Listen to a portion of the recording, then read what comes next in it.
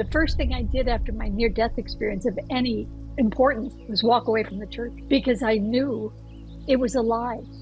There's nothing but unconditional love on the other side. How can this doctrinization that they do to us, all fear-based, be good, be right, be in alignment? So I absolutely walked away. And I was a pious kid. I thought about becoming a nun at one point. And I love the ritual. I guess there was a spiritual connection for me from the get-go. And that thing about when you're baptized, you get blind faith. I had it in spades. So yeah, it was a big deal to walk away.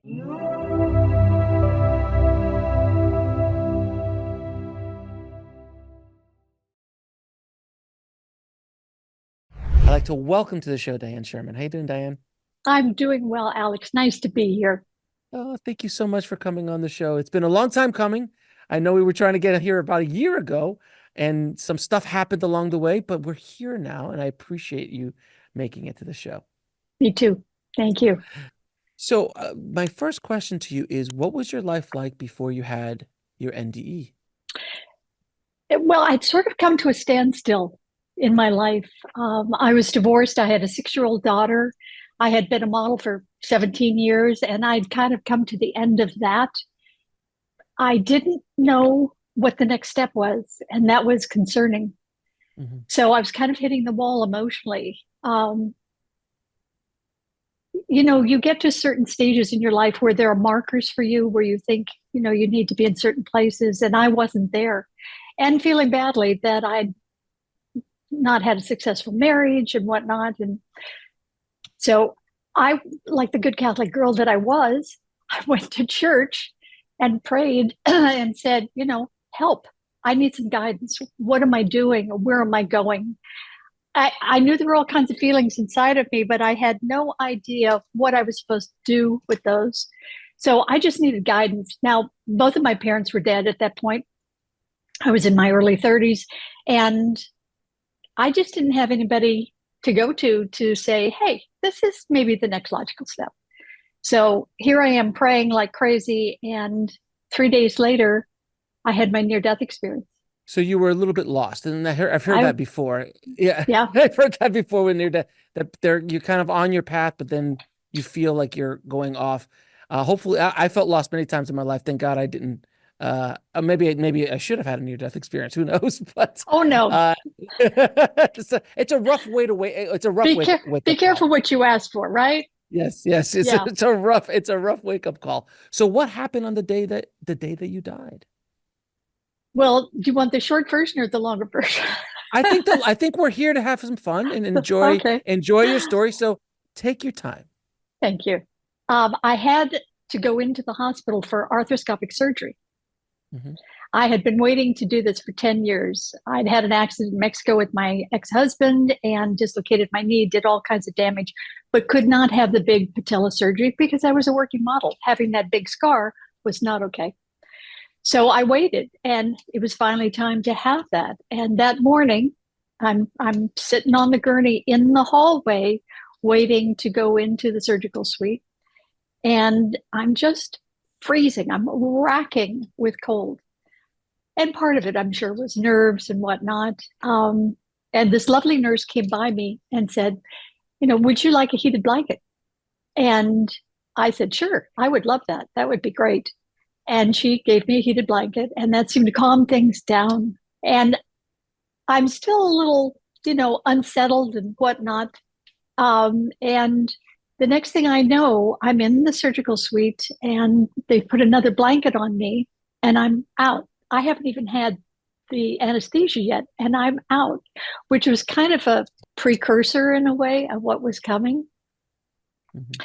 So at that time, as a working model, I was really thin, and they had so much more damage to do to repair than they knew because they didn't have MRIs and all that stuff in 1981. Mm-hmm. We didn't even, arthroscopic surgery was fairly new at that point, but it was still, they knew what they were doing. So I'm on the table like almost 2 hours longer than I'm supposed to be. And that meant that much longer under anesthesia. And I guess because of my weight distribution and all of that with the anesthesia, it was too much for my system. So I'm a sensitive. I always have been. So the next thing I know, I'm waking up in recovery and I'm hearing all this commotion. And I don't want to pay attention to it because I'm in my own experience right here. You know, I'm trying to groggy and disoriented and whatnot. But I hear all this commotion and I'm hearing them say, Dianne, wake up. Dianne, wake up. And I'm thinking to myself, how weird is that we had the same first name? And a few minutes later, I'm hearing them say, Dianne Sherman, wake up. Dianne Sherman, wake up. At which point I'm thinking, oh my God, did they get the wrong patient? Did they do the wrong surgery? What is happening? And I'm waving to them, trying to get their attention without being intrusive, because clearly whatever they're doing is serious. And they're not paying any attention to me, Alex. And I'm thinking to myself, maybe they can't hear me. And maybe they're just so focused on saving this person's life that, you know, it's okay. The next thing I know, I'm standing at the bottom of her bed, looking up at her while they're working on her. And I'm looking down at myself. I see me. I'm looking down at me. And I'm looking up at her and I realize it's me. And I have no connection to the me in the bed that they're working on. It was as if somebody had said, pass the salt. You know, it was just neutral. There was nothing. And the weird thing was, it wasn't scary or off-putting, or it was just, I was notating what was happening. You know, I was in that frame of reference where you're just the observer. I was the observer. I don't know that I'd ever been the observer that way in my whole life. So it was new and different. And the next thing I know, oh, and I'm not worried about her because I have no connection to her in any way, shape, or form. She is not me. Mm-hmm. Next thing I know, I am floating up. I'm in the corner of the surgical room or the post-op. Mm-hmm. And I'm now looking over everything that's going on. And in watching it, there's no real fascination except that something's happening and I'm not even questioning it. And I'm very analytical. I'm not going to fear. I'm not going to anything. Mm-hmm. I'm just watching it. And from there, I'm feeling extricated out of the corner of the ceiling of that room. And now I'm being pushed. And every time I say that, I can feel my body push against it. I'm being pushed into this abject blackness. And as a kid, I was terrified of the dark. And so being in that absolute blackness where I couldn't see, I had no reference to anything, it was terrifying. And I'm being pushed forward more and more into it. And I'm thinking to myself, okay, if I can just find one little glimmer of light, one little tiny glimmer of light that I can hold on to, I'm going to be okay. And so I'm just like staring and stretching myself to find something. And all of a sudden, as far out as my vision could go, I'm seeing one little tiny glimmer and I'm just like glommed onto that to hold on to it for dear life. And it starts getting bigger and closer. And I'm like fascinated by this. And as it's getting closer, the fear, of course, is starting to abate. And I'm just watching this and just hopeful and, you know, all the feelings of relief. You know, there's something happening where I feel a little sense of control or a little sense of there's something more than this blackness. And now it's surrounding me. It's everywhere around me. And I'm fascinated by it because it's nothing I've ever seen before. It's a color of white I've never seen. And a substance. It's like being in clouds, but not exactly that. The white has all the colors of the rainbow in it. You know, it's iridescent and it's loving and it's protective and it's supportive and it's here for me. And it's the first time I've said that, Alex. I just got that. It's here for me. And that was such a divine sense. I've got goosebumps as I'm saying it. That was such a divine sense for me because I think where I had been before this experience was in a place where I didn't feel people were there for me. So to have this be here for me was, wow, coming home, really coming home. to that sense of belonging, that sense of all rightness within yourself, that sense of everything you've ever hoped for in your life, whether it was the work or the family or the marriage or the this or the that. This was the ultimate goal, was that sense of coming home to self. And I felt that in this moment. And as this white is totally surrounding me, I'm now floating in it. I have an odd sense of humor, but at the moment I got the fact that I was floating. I had the awareness that I was thinking, I'm floating, you know? And it was like, it didn't feel unnormal. That's what was so interesting. It felt so right and normal to be floating. Mm-hmm. So as I'm coming through this white, diaphanous, cloud-like area, there are 2 rows of monks in front of me, dressed in the brown monk's robes with the hoods up. And I know, having listened to so many near-death experiences, I realized that people have experiences that are analogous to them in some way. And the monks were kind of like the safest part of my religion, you know, and being in Catholic school for 12 years, I went through lots of missions and whatnot. Yes. Mm-hmm. And the monks were always sweet to me, which the priests were kind of scary. Yes. As you know, especially on the days that you had to go to confession and First Friday was the next. Oh, yeah. Yeah. Hey, the nuns don't fall too far behind the priests. Let's just put that out there. Oh, no. No. I had a nun that literally hated me in my junior year of high school. Yeah. Oh, yes. Yes. Yes. Yeah. We are in a time of great change, and humanity is awakening more and more every day. Mankind needs insights on what is happening to all of us. That is why I'm inviting you to Wisdom from Beyond, a 6-day virtual summit designed to awaken your soul. Experience over 9 hours of soul-expanding channeling sessions led by 6 of the world's most esteemed channelers. Connect with the divine, receive sacred insights, and transform your journey by asking questions directly to the channelers themselves. This is more than just a summit. It is your gateway to understanding the profound shifts happening within and around all of us. Plus, when you sign up, you receive exclusive bonus content to deepen your spiritual exploration. Join us and step into the extraordinary.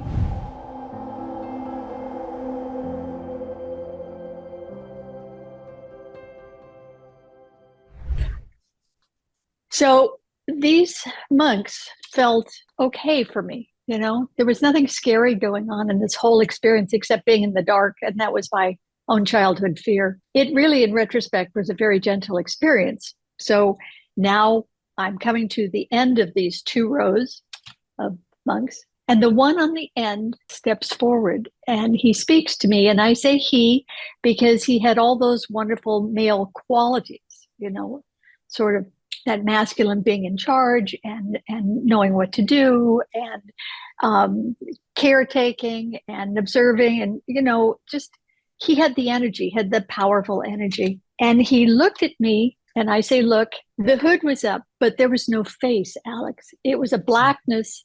And it was almost like little sparks of colored things dancing in this hood. And it almost looked like a picture out of some kind of sci-fi film where you see things moving but it seemed again normal, natural, not scary. And he spoke to me. And when I say spoke, he spoke inside of me. He didn't verbally say anything out loud. I'm sure you've heard that before. And he spoke to me and he said, it's not your time. You must go back. And I said, you can't send me back. I've just found home. I've just found feeling cherished. You can't send me back. And he said, it's not your time. You must go back. And I said, you can't bring me this far and send me back. You can't. And he said, you have a child. And I said, yes, I do. He said, well, you must go back. It's not your time. You have a child. And I started thinking about my daughter, my 6-year-old daughter, who I loved and adored. And I thought, I want to stay. I love my daughter, but I want to stay. And so he kept repeating. And I started thinking about who would take care of her if I stayed.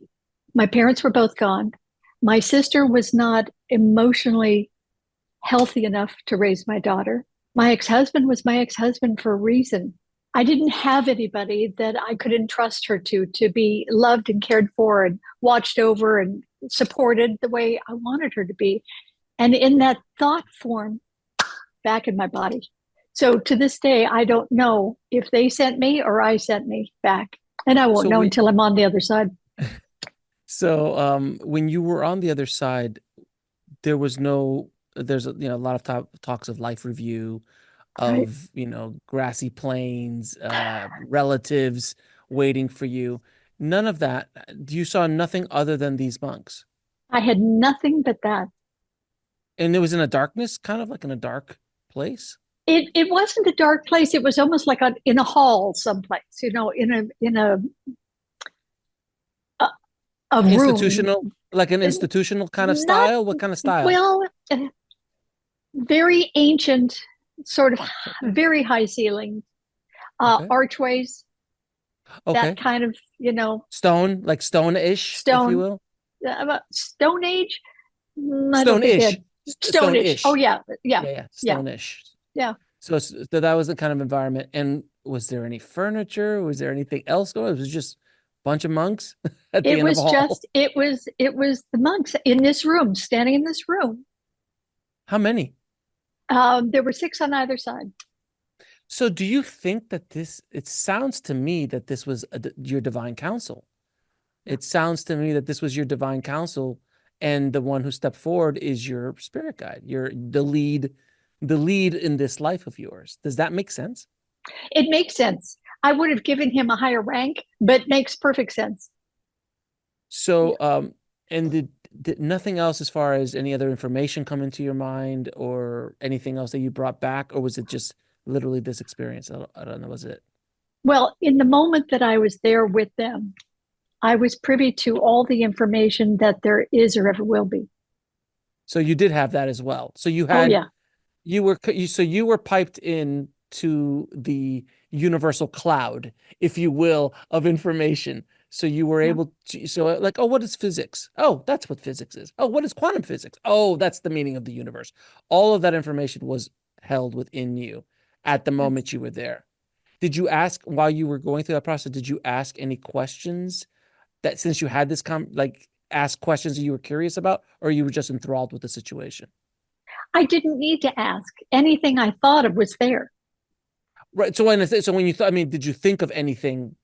So when you said that you were connected to everything and all there is, how did you interact with that mass amount of information? And it was just a knowing that I had access to all the information, that whatever I needed to know, whatever I needed to understand, whatever I needed to move forward about or create or whatever, it was all there for my ability to touch into. Really? That's and amazing. I came back from the experience clairaudient, clairsentient, clairvoyant. Mm-hmm. And my guides through the years have said, what you are is clear sight. Mm-hmm. So that's what I came back to do, is to have clear sight with people. So before we go down the road with clear sight, because I want to definitely dive in deep on that. When you come back, I always hear that you're going to you feel pain right away. You feel the density of this of the third dimension in your body. How was it when you popped back into your body? How did it feel? Tight. Yeah, that's another one. Yeah, tight. Like you're jamming in 5 pounds of something into a 1 pound bag. You know the experience when you sort of startle awake? Yeah. Okay. Well, it's that 100 times. There's this huge thud feeling in your body. It's like being a sausage in a tight casing. It's like you can't fit. And of course, all of your memories, all of your traumas, all of your worries and anxiety come flooding in. Interesting. And how did you deal, when you came back, how did you deal with this experience? Well, I didn't know I'd had it immediately after. My sister and I went to a restaurant. I guess it was about a week after my surgery. I'm still on crutches. And that's another thing. They got me up walking that night for whatever reason. And the person who was sharing the room with me She'd had much less done to her leg, arthroscopy, and she was in so much pain. I never had meds. I had nothing. Wow. And the doctor said he'd never seen anybody heal as fast as I did. So those were markers for me. And so my sister and I are going into this restaurant about a week later. And all of a sudden, Alex, I can hear, sense, and feel everybody's everything. And I'm like, what's happening to me? I am so on overload. I have no idea what to do with this. I thought I was becoming psychotic because I'm hearing voices and stories and feelings and energy like I'd never experienced in my life. It sounds like a character in the X-Men who's telepathic, and all of a sudden they can hear everybody's thoughts in the entire room. And sometimes every thought in the earth, and it's just too much input. Or I'm using superheroes as an example, or Superman when he first started hearing everything. It's an overload of the sensories. So that's how you discovered that you came back. That's pretty quick too. It popped right. You had access to it pretty quickly. Well, I didn't understand it. Of course. I didn't know why I was having that. I didn't have a connection to what had happened. So then when you were when at what point did you start to realize you did have an experience, and then realize what the heck was happening to you? Well, through the process of that experience in the restaurant, I realized something had majorly changed in my life. To say the least. and I need to find out what this is about. And you know how spirit works. You're led to what you're needing. And I was having a facial with this woman, and she's sharing something with me about my face. And I said, well, I've been having these funny experiences, and we're talking about that. And she said, oh, I know exactly who you need to see. Sent me to this wonderful woman who taught me how to meditate. And we would journey into crystals and do all these weird things that I didn't know people did stuff like this. It was a whole new world for me. I'm kind of like middle of the road. And that's back in the 80s, early 80s, right? 81. So this is one step away from witchcraft, essentially. Meditation was one step away from witchcraft at that point. Exactly. Well, and that was the thing with this dialogue and feeling and all this stuff. Who do I go to? I can't go to my priest. No. He'll think I'm a heretic. I can't go to my doctor. He'll maybe put me on meds or 72-hour hold that I'm hearing things, Who do I tell? I couldn't tell anybody. So I was led to this woman, to other people who kind of helped me understand. I had a process, and then little by little I had moments, synapses of that experiences that informed me that, oh, and somebody that I was working with said, you had a near-death experience. And I said, a what? Because who talked about near-death experience? I think Raymond Moody's book had been out a year. We didn't have internet. There was no way to get information the way we have it. I was guided and nurtured through the process, and it's been a long one, but I wouldn't have missed it for the world. So at what point did when you started to hone these skills in secret, and all of that, when did you finally decide to come out of this closet, this spiritual closet that you've been hiding in? Tell everybody to wait. I always like to joke, like you waved your freak flag up nice and loud, up about to everybody, hey, I'm a freak. And you start telling your friends, your family, colleagues, maybe your priest, things like that. At that time, when did you decide to do that, and how did everyone deal with it? Because this does clear a room, especially in the 80s. Yeah, I didn't for years. How many years? Almost 30. So you were closeted all that time. Oh, you yeah. were essentially very closeted. Yeah. Let me ask you, why did you do that? Just out of curiosity, because I know I've talked to a lot of near-death experiencers, even psychics and channels, who hold and keep their abilities secret for fear of what will happen, losing friends, so on and so forth. But that is a terrible, that stress, that kind of monkey on your back, to live life like that must be extremely difficult. So I'm curious what caused you to carry that weight, because I can't imagine not showing, who you truly are to people. It must have been very repressive.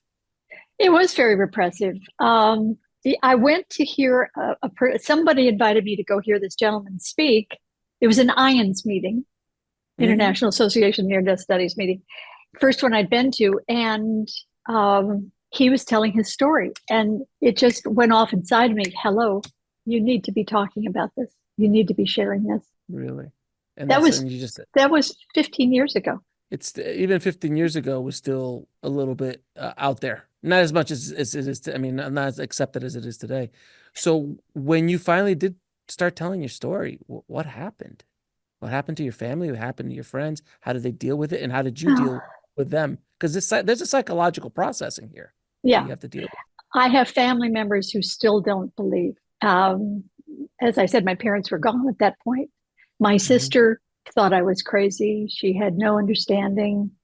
My ex-husband thought I was crazy. Even though I could channel information for him that made a difference in his world and his work. And the way we bought our house. Yeah. Oh yeah.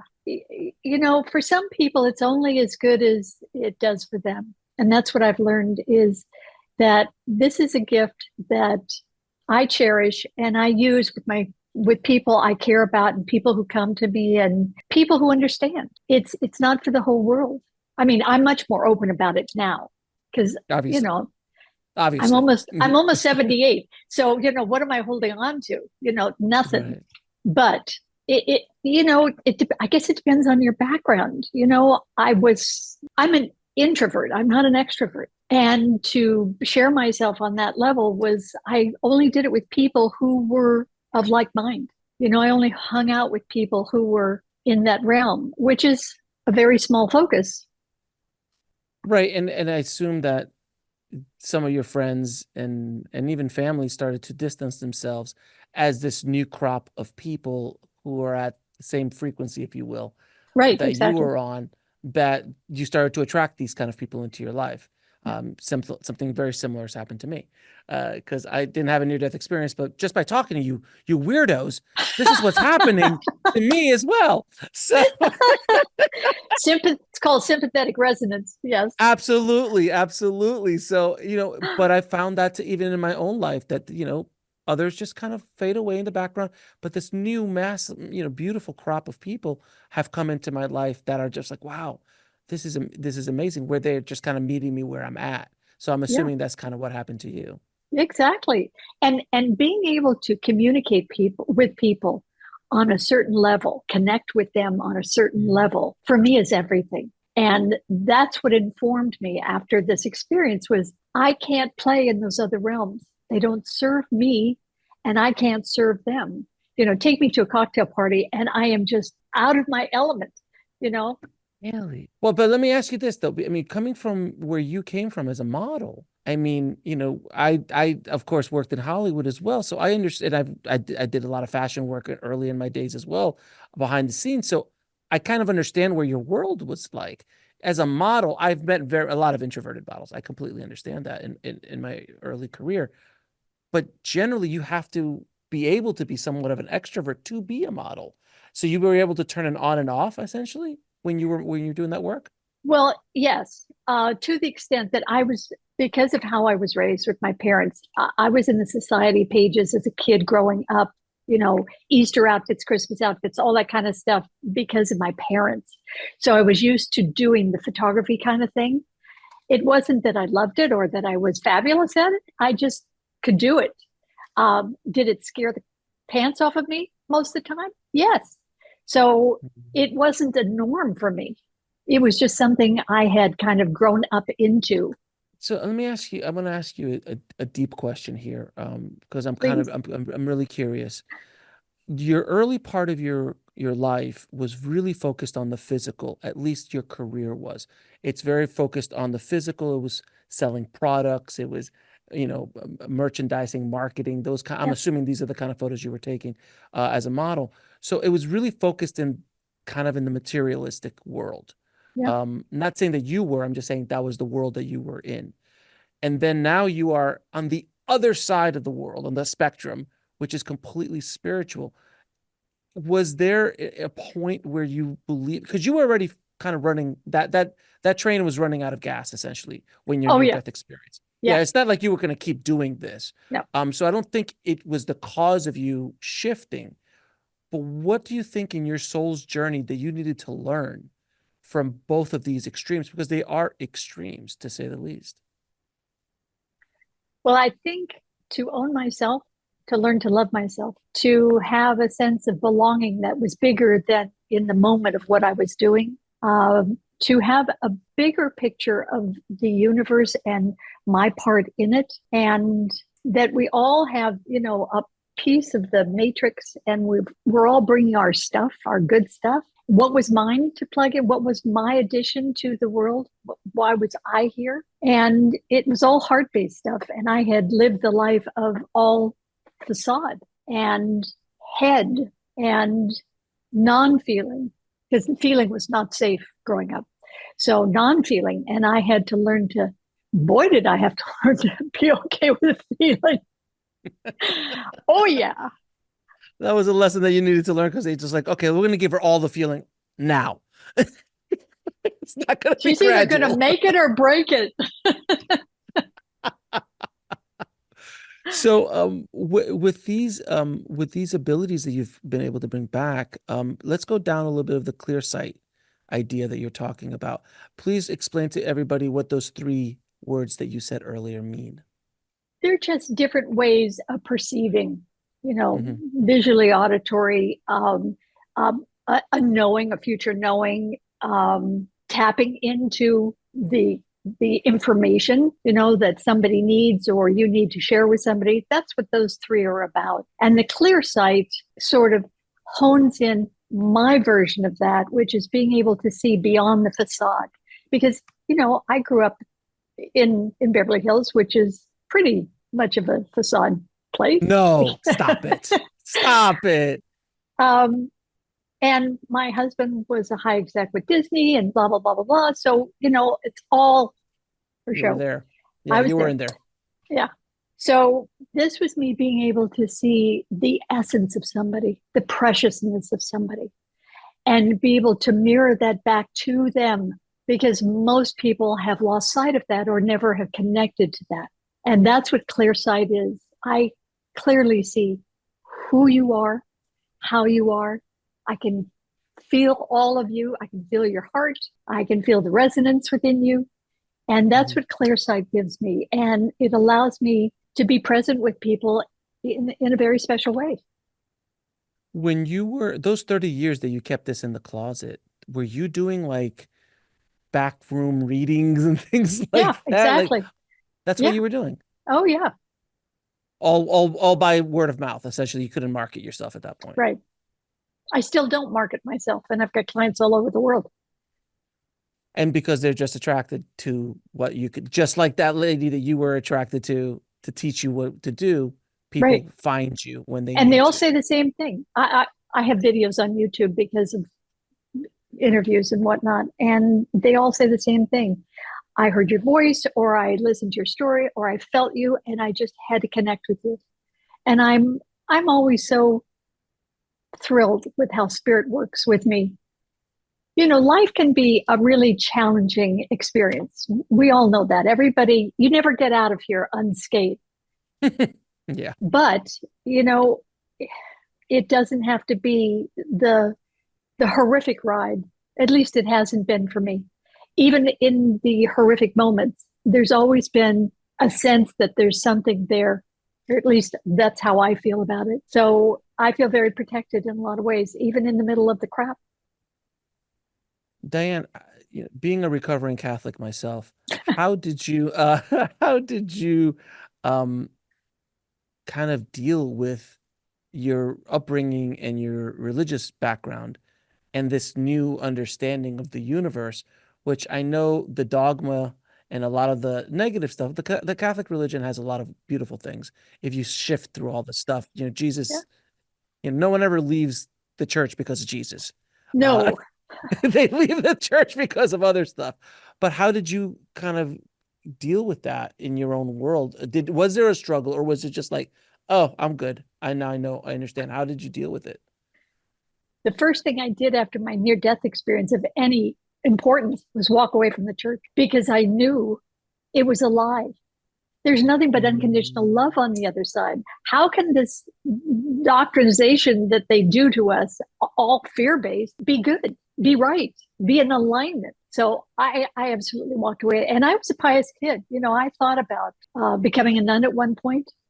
And, you know, I love the ritual. I guess there was a spiritual connection for me from the get-go. And, you know, that thing about when you're baptized, you get blind faith. I had it in spades. So yeah, it was a big deal to walk away. And the last time I went to church, Catholic church, was about 4 or 5 years ago. I went to a midnight mass for Christmas. And I thought, I'll never do this again. It's still there. It's still there. It broke my heart. You know what's funny? When I was in Europe, I walked into probably 1,000 churches because I was I mean, the stunning artistry of it all. It's stunning. But the last time I actually went to a service, oh God, must have been 20 to 25 years ago, at least, that I walked in, and it was because a friend of mine was getting married. And just being in the church, and they were doing the ritual, the kneeling, the standing, the kneeling, all that kind of stuff. And as it was a mass and a wedding at the same time, which is a long ceremony. Yeah. Oh God, jeez, it was. At least it wasn't high mass. Hopefully, it was like 2. It wasn't in Latin, thank God, but it was a 2. It was like I liked Latin. It was, I know, but at least you could follow along. But the thing was that when I was there, I was just like, this, and this is years before. I mean, decades before Next Level Soul. Long time before I really was going down a more deeply spiritual path. And something inside of me was like, I'll never do that. I can't be in this situation again. For me, it just didn't make sense for me. I agree with you. The pageantry of it, the ceremony of it, it is a great way to connect to a higher source, a higher being, a higher thing. It is wonderful for that. If it just wasn't with a lot of the fear-based dogma, and I think the church is slowly opening themselves up to a lot of ideas and things that you and I know. Listen, I'm trying to be politically correct here. I'll help. The Pope did say hell is kind of not an actual place, it's more of an idea, and all the Catholics lost their mind when the Pope said something like that. So they are minuscule inches, centimeters, trying to move when they should really be making leaps and bounds. But it's there, and I think all major religions have to deal with this. I think so too. I grew up with no meat on Fridays, until they decided, well, half the country can have it that way and the other half doesn't need to. And so they kind of level the playing field on that, I guess. I mean, listen, when I was like, so if you kill somebody, you go to hell, and if you eat meat on Friday, you go to hell. This doesn't mean this. Well, really... one's a mortal sin, one's a venial sin. But I was like what, 10? So I didn't know the difference. So I just like, that still doesn't make a lot of sense. It's still. Oh, I have to tell you, I had a wonderful experience many years ago in the Catholic Church. The church I grew up with was Beverly Hills Good Shepherd.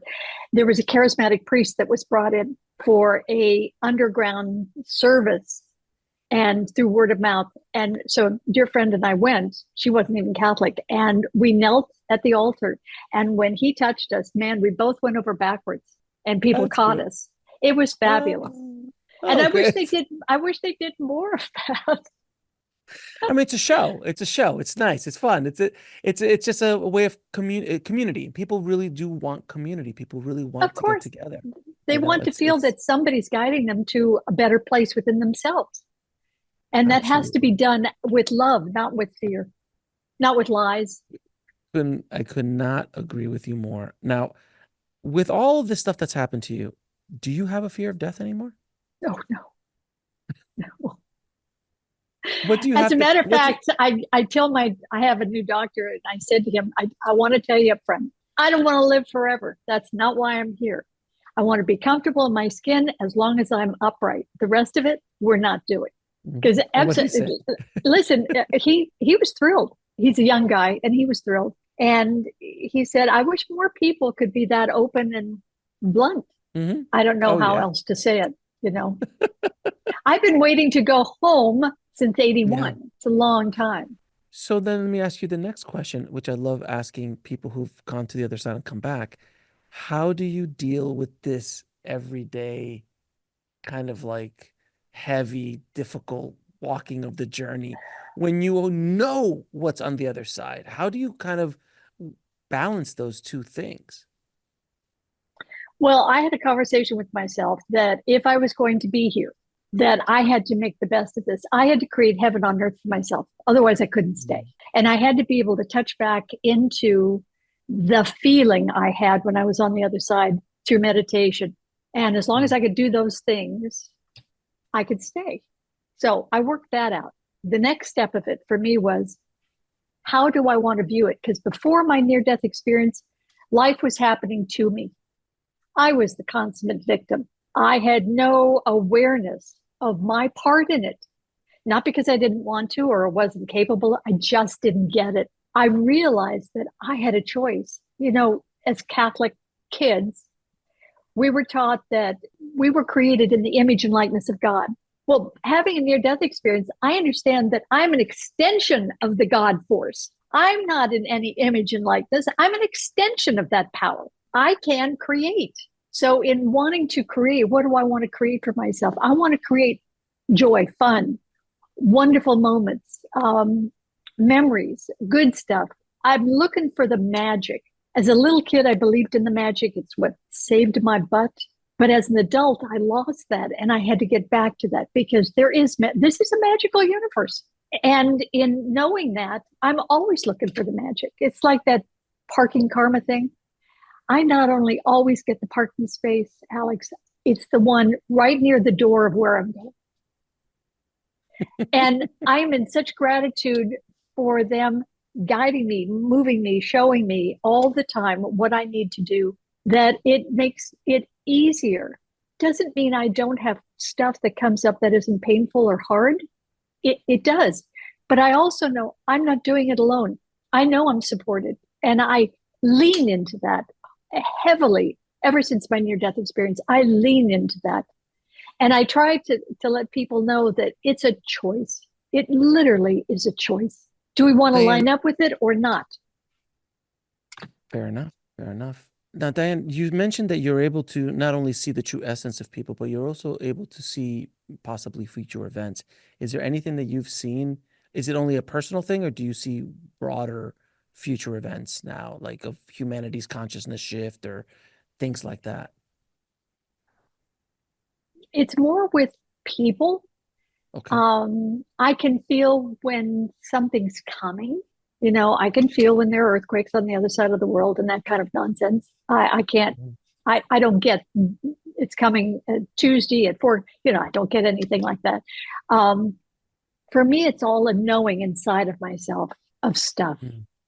You know, somebody asks me something, I can help with information to a certain degree. You know, there are limitations to all of that and certain questions not to ask or to ask in a different way or whatever. So that's sort of a roundabout way of saying I get some of the information some of the time.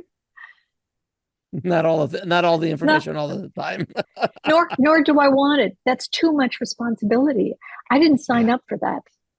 I don't need to be a big player in the world. That's not why I'm here. I'm here to do my deal and do it well, make shifts and changes, and love the interactions that I'm having. I live for the interactions. I literally live for those. If I couldn't see people, have clients, and work with them, I wouldn't want to be here because they're on a different level than the everyday. Which makes sense.